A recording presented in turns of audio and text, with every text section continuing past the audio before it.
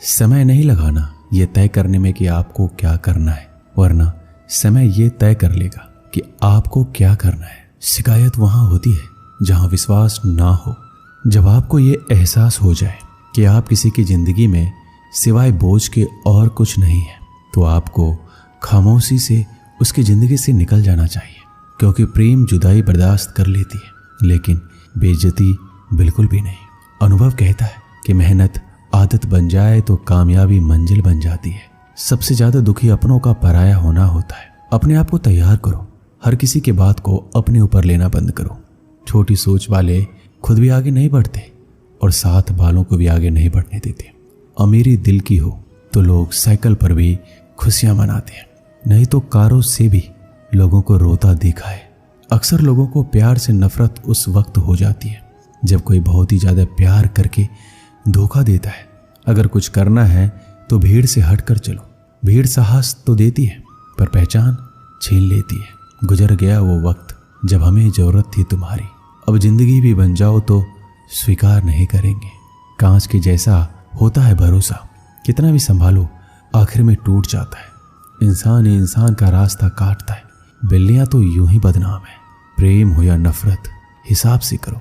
बेहिसाब करोगे तो तकलीफ होगी ही।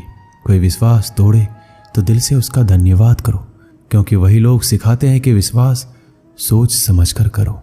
कभी आंसू मत देना उनकी आंखों में जिन्होंने खुद हार कर आपको जिताया है। लोगों को संतुष्ट करते करते तुम्हारी जिंदगी बीत जाएगी, लेकिन तुम उन्हें संतुष्ट नहीं कर पाओगे। इसलिए अपने लिए, अपनी खुशियों के लिए जीना शुरू करो। किसी इंसान के पीछे भागकर अपनी वैल्यू कम मत करो। जो आपका होगा वो कहीं नहीं जाएगा। जो रास्ता तुम्हारा नहीं है वो मंजिल भी तुम्हारी नहीं। रिश्ता रखना हो तो अच्छी बातें करते रहा करो, और ख़त्म करना हो तो सच्चाई बता दो। कभी कभी नए लोग पुराने से वफादार मिल जाते हैं। आजकल के इंसान दिल से नहीं, जरूरत से रिश्ता बनाते हैं। लोगों ने कुछ दिया तो सुनाया भी बहुत कुछ। हे ईश्वर, एक तेरा ही दर है जहां कभी ताना नहीं मिला। असफलता में कुछ गलत नहीं है, लेकिन सफलता के लिए कोशिश ना करना जरूर गलत है। जिंदगी को समझना बहुत मुश्किल है। कोई सपनों के खातिर अपनों से दूर रहता है तो कोई अपनों के खातिर सपनों से दूर। ना फिसलो इस उम्मीद में कि कोई तुम्हें उठा लेगा। सोचकर मत डूबो कि तुम्हें कोई बचा लेगा। देखा तुम्हारे मुसीबत में तो हर कोई मजा लेगा। अपना गम सोच समझकर बांटना चाहिए। दुनिया में हमदर्द कम और सिरदर्द ज्यादा मिलते हैं। अगर हालातों पर आपकी पकड़ मजबूत है तो जहर उगलने वाला भी आपका कुछ उखाड़ नहीं सकता। इंसान नीचे बैठा दौलत गिनता है। कल इतनी थी, आज इतनी बढ़ गई। ऊपर वाला हंसता है और इंसान की सांसें गिनता है। कल इतनी थी और आज इतनी हो गई।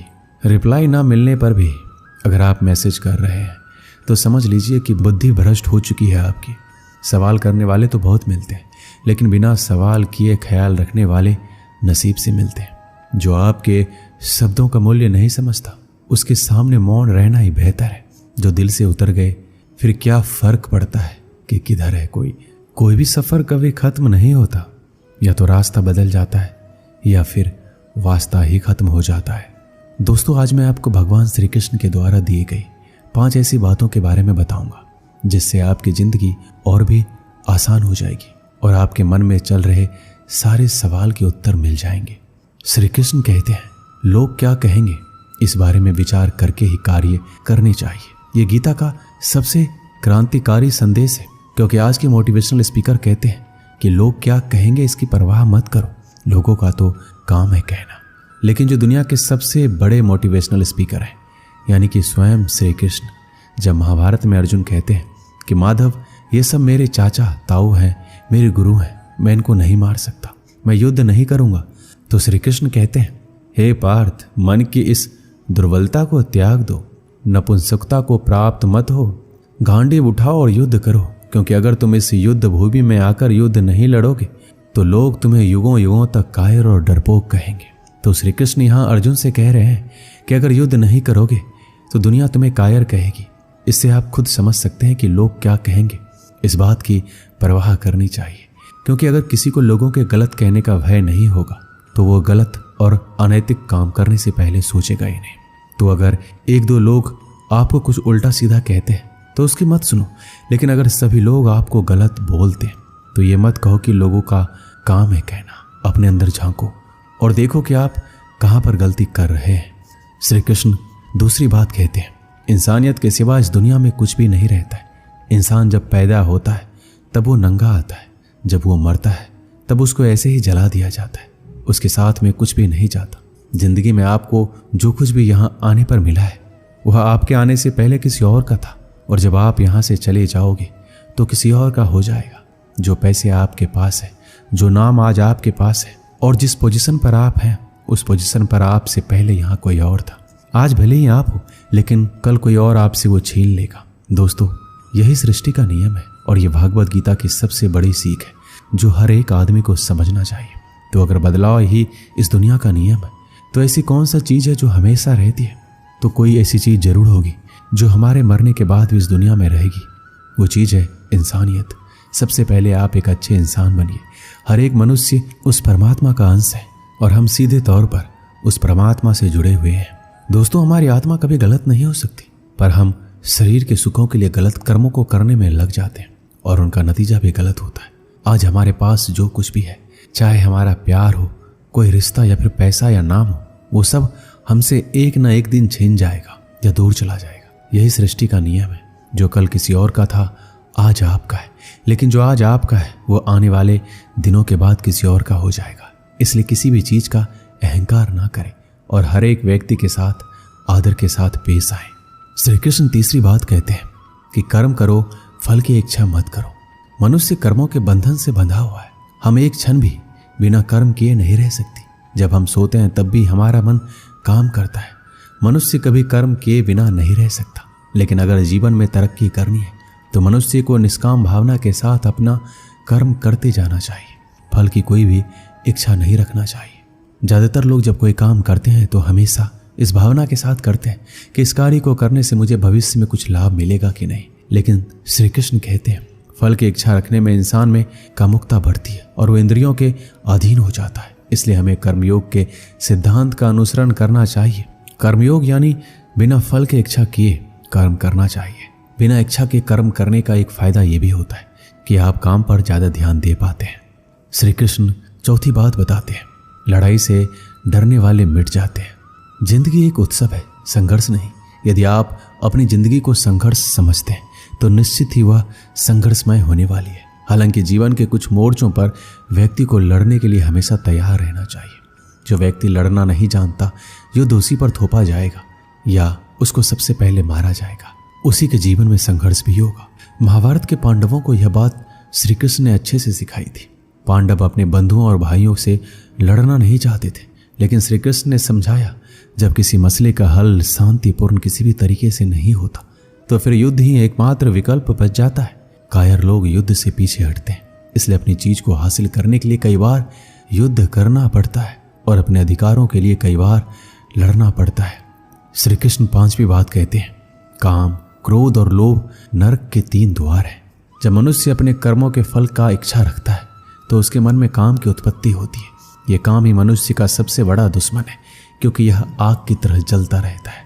मनुष्य चाहे अपने कामनाओं की पूर्ति का कितना ही प्रयास क्यों ना कर ले, परंतु वो कभी काम को संतुष्ट नहीं कर सकता। और जब कामनाओं की पूर्ति नहीं होती तो क्रोध पैदा होता है और क्रोध के आवेग में आकर मनुष्य कई गलतियां करता है जो उसे और नीचे ढकेल देती है। काम की उत्पत्ति का एक कारण लोभ भी है, क्योंकि मनुष्य अगर उतने से संतोष कर ले जितना उसके पास है, अगर वो अपनी इच्छाओं को कम कर दे तो अपने शत्रु काम पर विजय पा सकता है। इसलिए सबसे पहले तो जीवन में संतोष रखना चाहिए। सांसारिक सुखों के इच्छा को त्याग दो, क्योंकि उनसे मिलने वाला सुख बहुत ही श्रेणिक होता है जो कभी व्यक्ति को तृप्त नहीं कर पाता।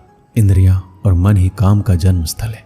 इसलिए अगर काम रूपी इस दुश्मन को हराना है तो अपने इंद्रियों को वश में करना सीखो और उन्हें भगवान में लगाओ। एक समय की बात है, अफ्रीका महाद्वीप में हीरों की कई खानों की खोज हो चुकी थी, जहां से बहुतायत में हीरे प्राप्त हुए थे। वहां के एक गांव में रहने वाला किसान अक्सर उन लोगों की कहानियां सुना करता था जिन्होंने हीरों की खान खोजकर अच्छे पैसे कमाए और अमीर बन गए।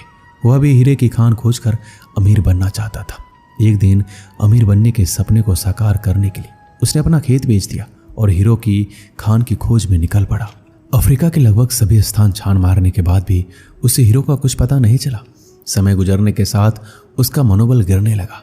उसे अपना अमीर बनने का सपना टूटता दिखाई देने लगा। वह इतना हताश हो गया कि उसके जीने की तमन्ना ही समाप्त हो गई और एक दिन उसने नदी में कूदकर अपनी जान दे दी।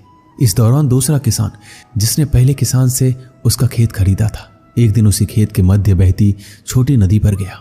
उस नदी के पानी में से इंद्रधनुषी प्रकाश फूटता दिखाई पड़ा। उसने ध्यान से देखा तो पाया कि नदी के किनारे एक पत्थर पर सूर्य की किरणें पड़ने से वह चमक रहा था। किसान ने झुककर वो पत्थर उठा लिया और घर ले आया। वह खूबसूरत पत्थर था। उसने सोचा ये सजावट के काम आएगा और उसने उसे घर पर ही सजा लिया। कई दिनों तक वह पत्थर उसके घर पर सजा रहा। एक दिन उसके घर एक मित्र आया। जब उसने वह पत्थर देखा तो हैरान रह गया। उसने किसान से पूछा, मित्र, तुम इस पत्थर की कीमत जानते हो? किसान ने जवाब दिया, नहीं, मेरे ख्याल से यह हीरा है, शायद अब तक खोजे गए हीरो में सबसे बड़ा हीरा है। किसान के लिए इस बात पर यकीन करना मुश्किल था। उसने अपने मित्र को बताया कि उसे यह पत्थर अपने खेत की नदी के किनारे मिला है। वहां ऐसे और भी पत्थर हो सकते हैं। दोनों खेत पहुंचे और वहां से कुछ पत्थर नमूने के तौर पर चुन लिए। फिर उन्हें जांच के लिए भेज दिया गया। जब रिपोर्ट आई तो किसान के मित्र की बात सच निकली। वो पत्थर हीरे ही थे। उसके खेत में हीरो का भंडार था। वह उस समय तक खोजी गई सबसे कीमती हीरे की खदान थी।